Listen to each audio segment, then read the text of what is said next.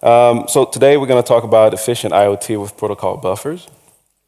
My name is Vladimir Vivien, software engineer with VMware. I work in a cloud native group where I get to play with cloud native applications like Kubernetes. More recently, I've been contributing to the CSI code, which is part of the storage subsystem in Kubernetes. And CSI uses gRPC, and that kind of got me interested in looking further into gRPC and play with it extensively. Also, I'm into Go. I write a lot of Go. Ended up writing a book on Go, so that's that. So today we're going to explore the use of protocol buffers in gRPC for efficient IoT. So we'll see what that means. It may be something that you find interesting, and it may not be. So we'll see. So to get started, the internet of all things. It turns out that everything wants to be connected to the internet now, not just traditional computers. Everything is getting an IP. One of the projections that I found interesting is that in 2020, supposedly, there'll be about 50 billion of these devices all connected to the internet, doing what, God knows, I don't know. So there's been an explosion of chipsets and sensors and device platforms, all claiming to do IoT, multitude of protocols from you name it, and cloud providers and other type of platforms providing services for IoT. So IoT is all over the place. A modern IoT service stack probably will look something like this, where you have sensors out in the field collecting data. You may have edge devices with a little bit more capability doing computing locally. You're going to have back-end compute devices somewhere in a data center. Yes, you're going to have mobile devices. Those are not going away.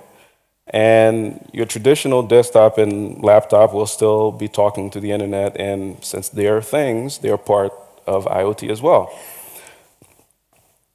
Now, the problem is you get to the point where you have a bunch of devices with heterogeneous capabilities, varied constraints, requirements, diverse OS platforms all over the place, many computing languages, and sometimes you're going to need a translation layer for these devices to talk to each other. Now, the proposition is, what if we use something like a uniform communication protocol that allows us to do interoperability between those components? And the whole point of this presentation is to show you that you can do that with using protocol buffers and gRPC. So let's take a look at protocol buffers by itself. Anybody know what I'm talking about when I say protocol buffers? All right, awesome. Right group. So it's a language and platform neutral mechanism for binary serialization of structured data. So what does that mean? It's open source, created at Google, efficient binary format, allows serialization of typed data structures, support many languages, which is very interesting, from C++, Python, Java, Go is one of the supported languages. And it turns out that protocol buffers is ideal for wire format and storage, specifically if you're doing IoT, and we'll see why. So you may say, well, what about JSON? I could do the same thing with JSON, and you will be right. JSON would be a good solution. It's simple, flexible, universally accepted, well-documented, and has a healthy ecosystem of tools built around it. However, it comes with its own drawbacks. JSON has weak data typing. Can be inefficient because we're using text characters to demark the surface of our data when we use JSON. So that can be inefficient if you have small devices where sending a byte can be costly. And clients can be implemented inconsistently. So if I give you a piece of JSON and I give her a piece of JSON, we may end up talking differently to that same piece of encoded data.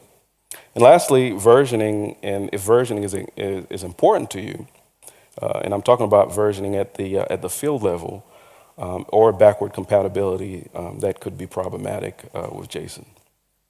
Now, protocol buffers in IoT, it turns out that protocol buffers could be ideal for serializing data for small devices, for logging, metric, monitoring, etc. Generally, when we're using protocol buffers, we do that in 3 steps. So the first thing we do is to define an IDL, and the IDL is the interface definition language. And it basically declares a structure to represent the data that we want to encode. And then we compile that IDL, and the compilation step takes that IDL and generate code for a targeted language. And we can take that code and integrate it into whatever it is we're building. So let's look at how you would build something that would collect temperature data and using a small device using protocol buffers. So first, we start with a device. We'll look at the device later on, but we're just going to collect temperature data from a microcontroller using a temperature sensor. We're going to use protocol buffer to serialize that data right on the device itself. And then we're going to send that data using over TCP/IP to a backend server, and we're going to post that data into a time series database. And since we're at KubeCon, we're going to use something to visualize it. So let's look at the server code.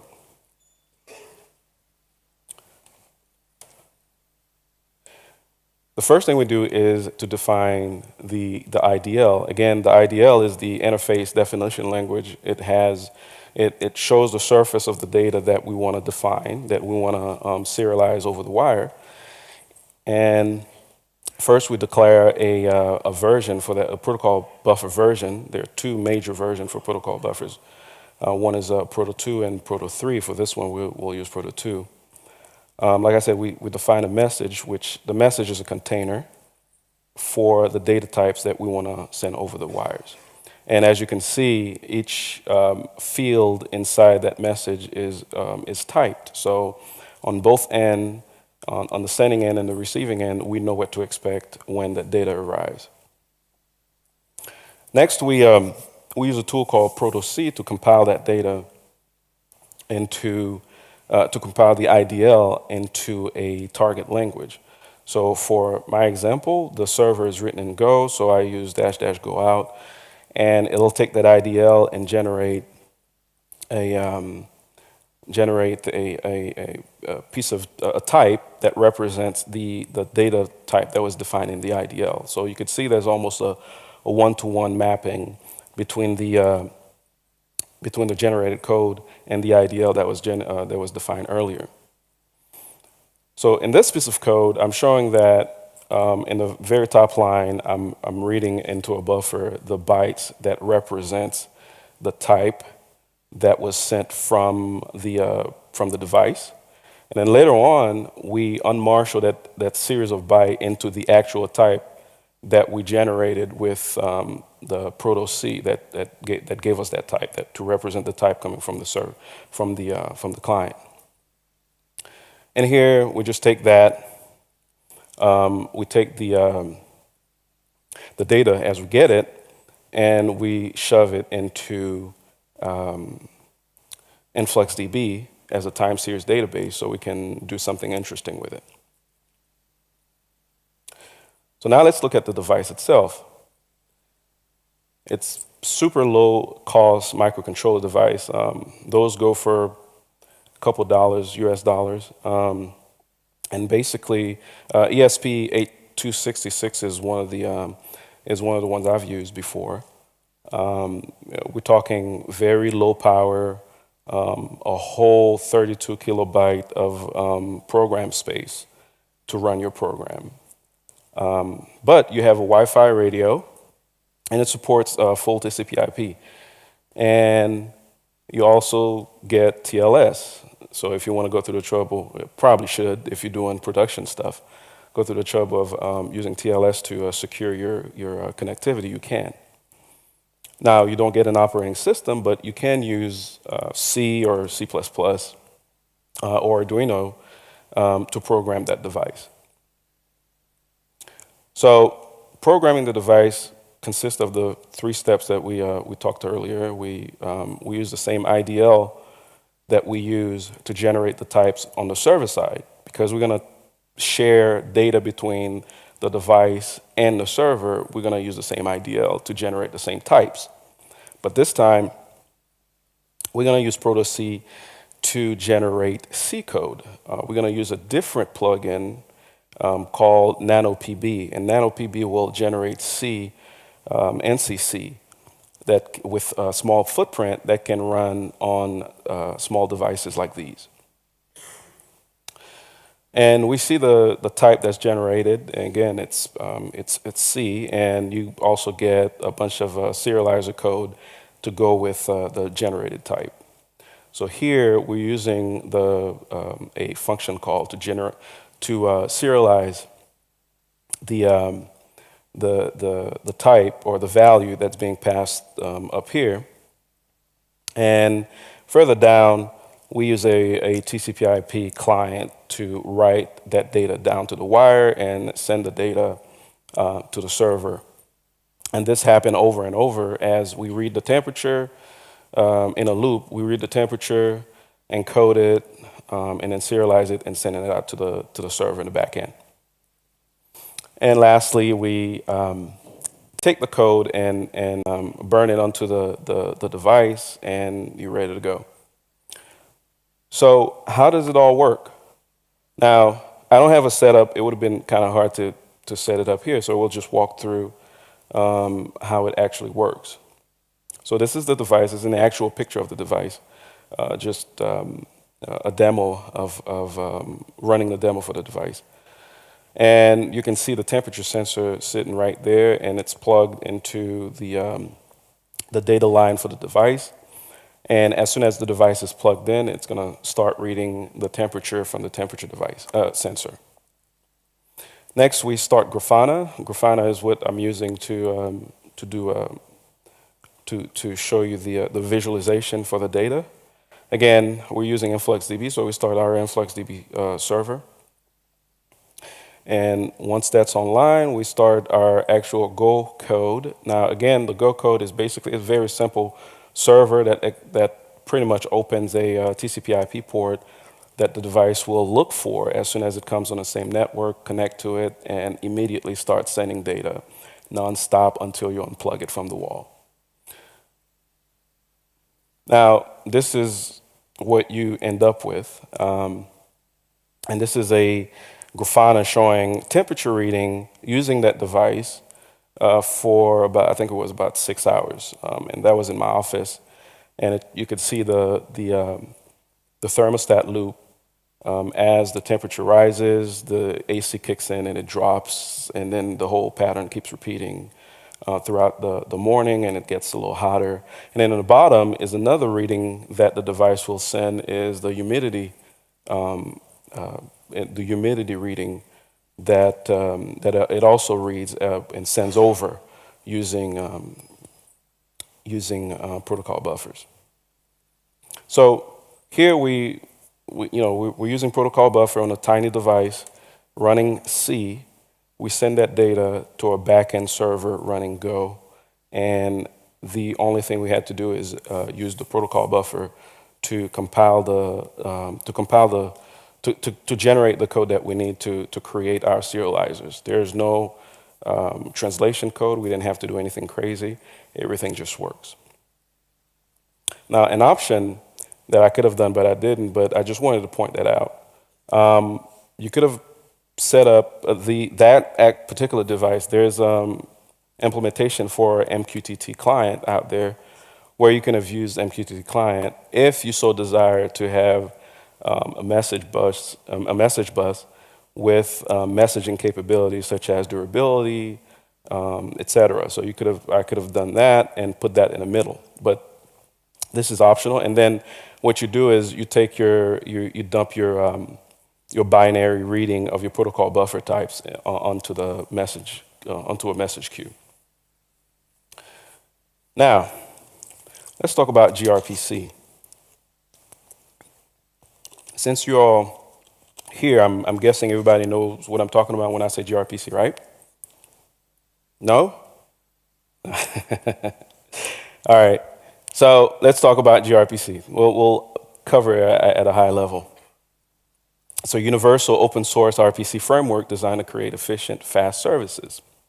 Now, it uses protocol buffer underneath the covers for efficient binary encoding. So you don't get to see the protocol buffer directly, but that's what it's using. So earlier, when we just use protocol buffer directly, we just define messages. But when we're using gRPC, we not only define messages in our IDL, we also define service and methods for those services. It relies on HTTP2 for fast multiplex transport.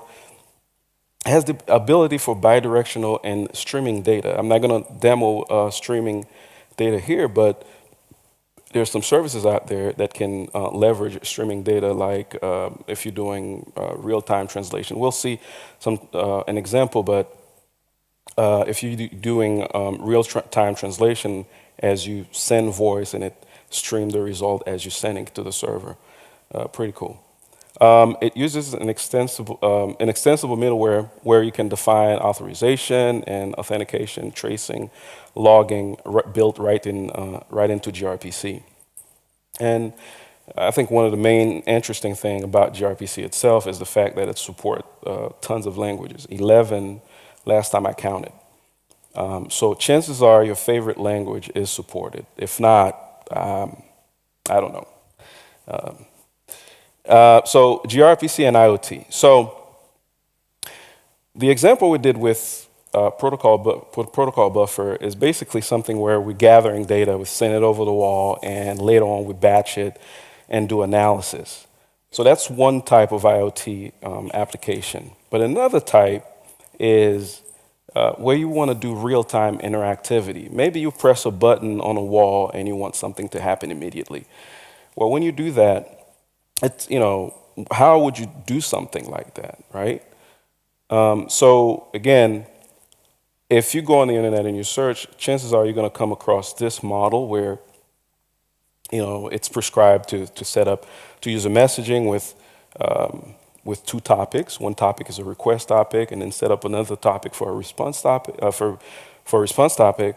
And then when you get a broker in the middle, and then you send your data on the request, you listen for the response, and then you correlate based on some ID, et cetera, et cetera. Now, that works, but it's a lot of moving parts, right?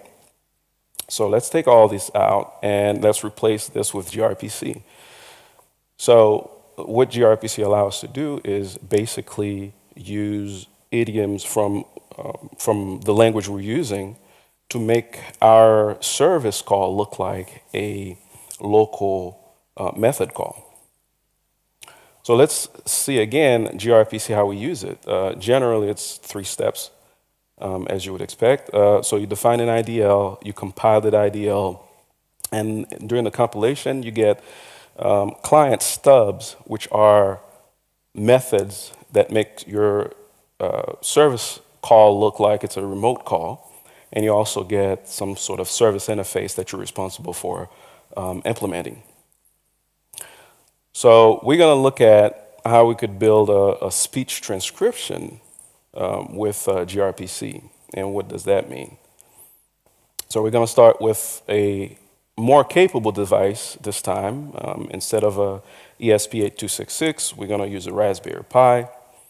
We're going to attach a microphone to that Pi, and we're going to use Python to read data from the microphone, or to capture voice, basically, and generate a WAV file, and then use RPC to send that data to a backend service. In this case, it's a Google speech to text service.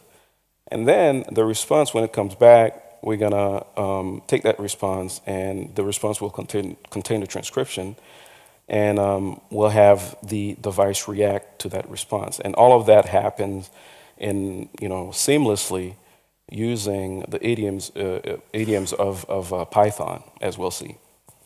So let's look at the service. Again, the service is from Google, so we're not responsible for creating that service. It's already created for us. It provides real-time speech transcription. It's available as both REST and as well as an RPC API using gRPC, and it supports several languages, Go, Python, C#, etc. Now the device, again, it's a Raspberry Pi, supports Wi-Fi, Ethernet, full-blown OS. And on that Pi, we're going to run Python with a gRPC client, and we're going to talk to our speech service in the back end. So the way we do that when we program the device, we're not going to create our own IDL. The IDL will come from Google itself because it's their service, right? Now, to show you the flexibility of gRPC and protocol buffers, is that we're going to use Proto-C to compile that IDL into Python. So we've compiled our IDL into C, Go, and now, as an example, we're doing it for Python. And then, so we generate the code, but the next slide shows that this is an optional, these steps are optional because when you download the Google libraries for Python, they already have those stubs precompiled for you. So it's an optional step, but you can go through that step and do it yourself, but it's already there for you. So let's walk through the code real quick. So this is the Python code. What we're seeing is we're importing Pi Audio as the library we're going to use to do voice capturing. And then toward the bottom, we're also importing the Google Cloud clients. Again, the speech package is where our client lives. It includes the gRPC stubs that we're going to call to talk to the backend server. We're initializing our audio library. Now, I didn't go through every step to show you how to do the voice capture to create a WAV file, but basically you create you initialize the library and you use variable p further down to capture the voice and write that whatever was captured to a file. Now here we're initializing the actual back service client or the speech client for the Google Voice text-to-speech. Now, this is this is what we've worked up to. So here we're making a gRPC call to a backend service, and it's a synchronous call, meaning that once we make the call, we're going to wait. We pass it a configuration object and the actual audio data that we've captured. And then it sends it to the backend server and wait. And when the result comes back, everything gets deserialized and unmarshaled into a type that was defined in the IDL. And then we take the type and we use it down here so that the device can react to what came back. So what this shows is we're basically making a call to a remote service, and it looks like we're making a local call using idiomatic Python call to a remote service. What we're not seeing is the plumbing that goes underneath all that. All of that has been extracted for us, so we don't get to see it. We just concentrate on the call, and it looks like it's a local call. So again, I don't have the full gear set up, but I do have this. Hopefully it won't. So this is me playing with, okay, so internet will fail me now. Oh, there you go. So I'm just showing, come on. Okay. Eventually it'll play because I did that earlier and it kind of played. But anyway, I'm just showing the actual device, and this is the microphone. It's a USB microphone connected to the Pi right here. And you know what? I think I have that. All right, let's see. Hang on.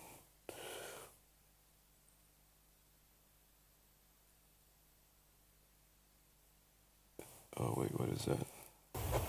That's not what it was.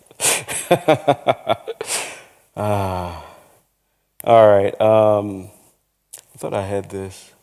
Wait, I do. That's right.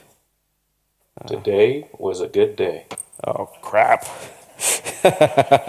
All right, so today was a good day is what I read into the microphone, and Today marks there it the is. anniversary of the Chernobyl nuclear disaster. And I started to read a piece of article, and it translated. So it went kind of by fast, but basically it shows you that just reading into the microphone, it did the transcription and displayed the data.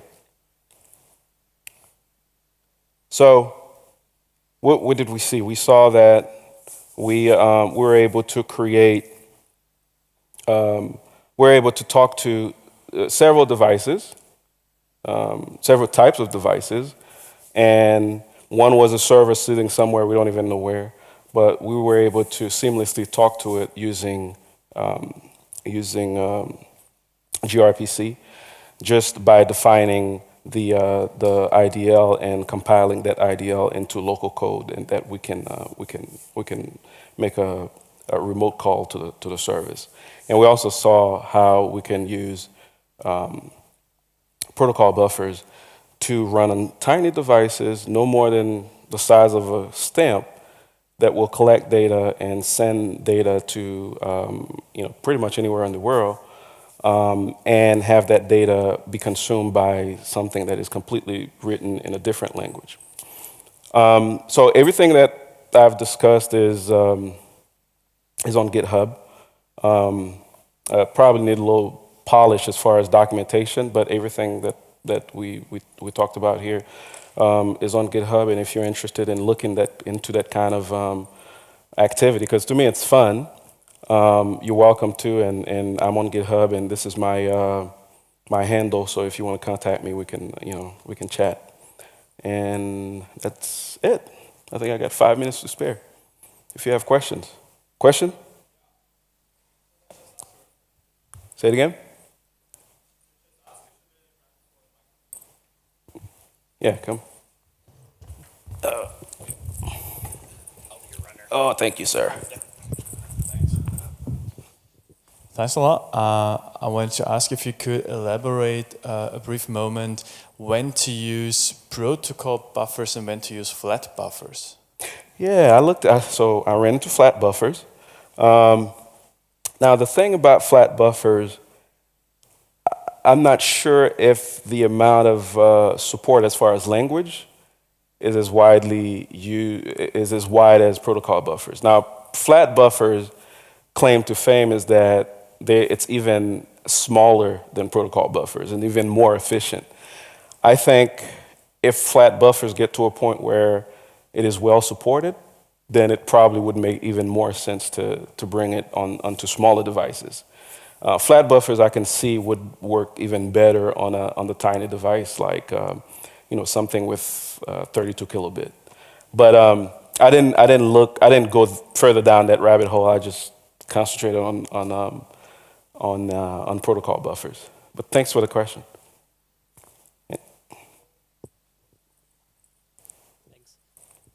Yeah, what about the let's say IoT related tooling? So when shipping a product to actual customers, my backend services obviously have to be multi-tenant and capable. So each customer, of course, is separated from each other and their data as well. So and the typical MQTT brokers have utilities for that. They have a device registry where you can say, okay, this is device number XYZ. It has a public key and a fingerprint, and this is this device, and all the stuff is missing for me here. Yeah, well, so right. So you're absolutely right. So two things I didn't do here. The program that I wrote could have easily been pushed onto a Kubernetes. That's one.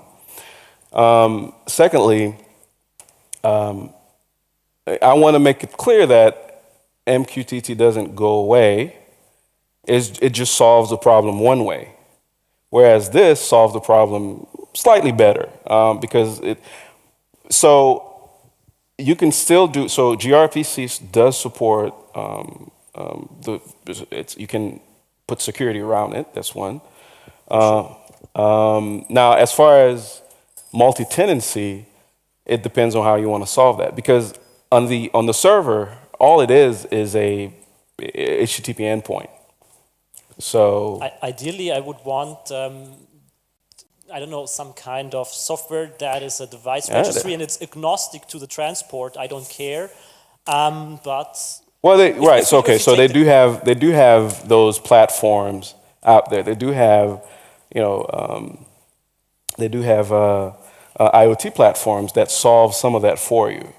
Some of it, I don't think I may be completely wrong. I didn't see any that uses gRPC yet. Nope, not yet. They're Right. all silos, kind of. Right. All of them are using, well, not all, but the majority of what I've came across were MQTT ready, right? But it sounds like an opportunity for them to widen their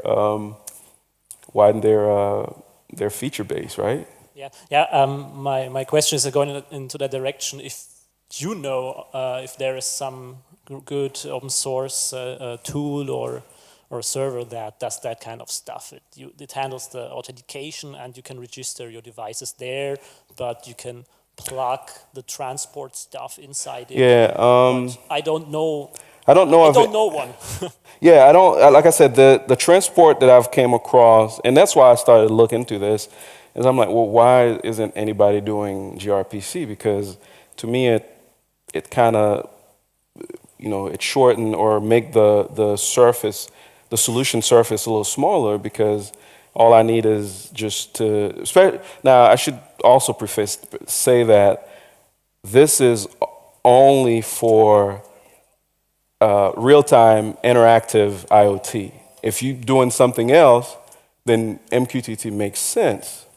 If you're gathering information and collecting information, batching it, and do analysis, then you still want something like a messaging service. And especially if you're interested in, if you're looking for guaranteed delivery, those kind of features. So, but I don't know of any platform that coalesce all of this and make it look seamless, and you don't even care about what the protocol is. I don't know of anything like that. Thanks. I think I had one more. Yeah, he has his hand. I'm sorry, dude. Sorry. I'll try and speak now. Okay. Have you tried using gRPC or ESP device or just Can you repeat that, please? Yeah, I'm still hard of hearing. In your demo, you did protobuf on the ESP device and then gRPC on the Raspberry device. Yeah. Did you try with the gRPC also on the ESP device? No, there's no project. So the only reason why I was able to run protocol buffer on the ESP device is because I found the NanoPB project. There are a couple others out there, but this one was the better maintained project. But as far as protocol gRPC itself, first of all, you only get 32 kilobyte to run. Yeah. So no. And not to say it's impossible, but I just didn't run into it. Hard code the server IP address on the ESP device. Yeah, you have, yes. That's one of the reasons why I couldn't run it, because you have to hard code. Yeah, I see. yeah. So you still have to do that, yeah. Thanks. No problem. I think is that it? We're done? One more? So, when you play these protobufs on ESP devices, how big is the overhead trying to just use like some kind of static variables? How? Let's say 3 unsigned long values versus the protobufs with 3 unsigned longs. How big is the overhead? So if I understand the question is, how big is the overhead once you protocol buffer? I think it was 24%. So I use 24% of that 32 kilobyte. And without it? Yeah, so I use Arduino, and after I upload the code, it tells you the percentage of what you've used. It was I think it was 24%. Yeah. So right. You're sure? I think I had one more in the back. Still.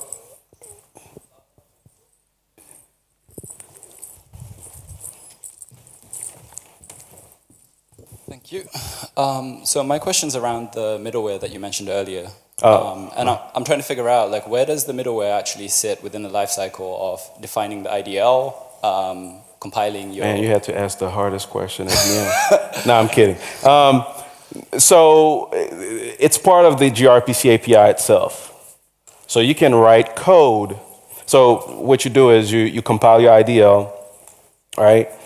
And part of what you get with gRPC is a set of libraries, okay? And as part of that library, you can write extension points. So when, in these extension points, what you could do is insert code where right before, I'm just giving you an example, right before it makes send a request out to the server, your code gets called as a callback to do something. That thing may be logging, it may be security. There's a tons of other stuff you can do.